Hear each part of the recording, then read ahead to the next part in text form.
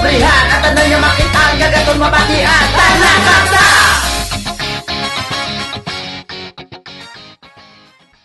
Remember Andres Bonifacio. Remember Sinuko! Ako galing si Mike, ang inyo bagong host sa ating programa na ginatiguluhan Talakata. Ari kita diri subong sa Santa Barbara kung sa diin ginahiwat ang Independence Day celebration. Kag sa tanan nga wala pa kita sa vlog. Porte ka dako. Of din ko Talakata. Salamat. Aga.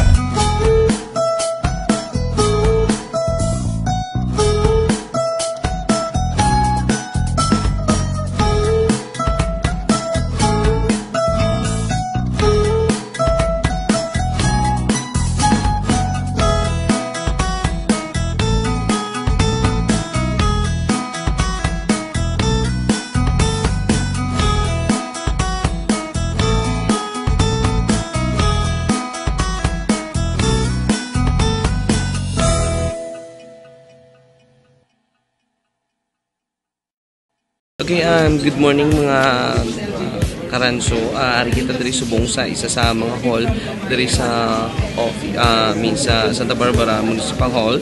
Nga ako sabihin na magapamagot kita about sa digital tourism kay Miss Nick Will Wyckoff.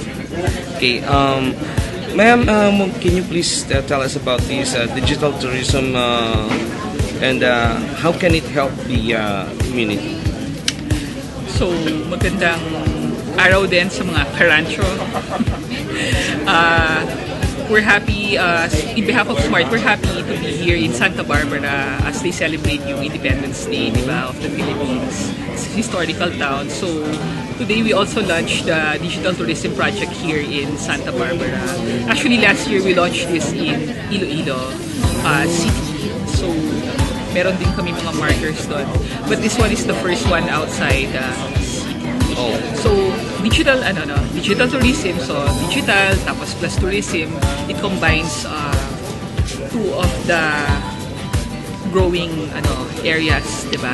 Today. So, everything is going digital. Marami ng smartphones. Yes, definitely. Mobile internet, diba? Maraming nasa social media. So, tayo pa naman mga Pilipino, tayo, number one tayo sa pag-share, saka sa pag-like, diba? Or, yun, sa ganito. And then, we're very proud of our country, our place. So, digital tourism is a project of SMART in partnership with tech startup Innopub Media. They're based in Cebu. So, what we do is, actually, QR codes yung isa. So, we have this parang markers. They have the markers in historical sites. It has a quick response code or QR code. So, if you have a smartphone, you just download the QR code scanner app. There are free apps in so free lang naman pala yung mga apps na yan. In Android or iPhone for iPhone. Okay. And then you just take a parang photo and then it automatically be downloaded in your phone. Directs you to the site or to a download. Or kung may NFC ka naman, if you're sa newer model phone, yung near field communication, itatap mo lang doon sa mga markers. Pero yung markers, isa lang siya dun sa component ng Digital Tourism Project. Yung isa pa is yung mobile apps. So, our partner, Innopub, they make the mobile applications. And it can be downloaded. So, now, Santa Barbara has its own mobile app. Okay.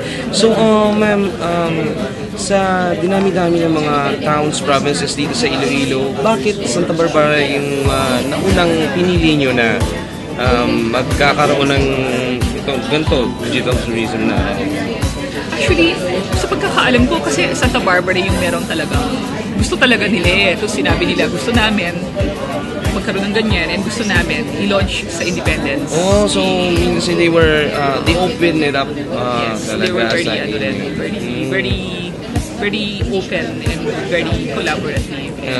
Okay. Yun naman kasi, di ba, in the end, this is really the community's project. Okay.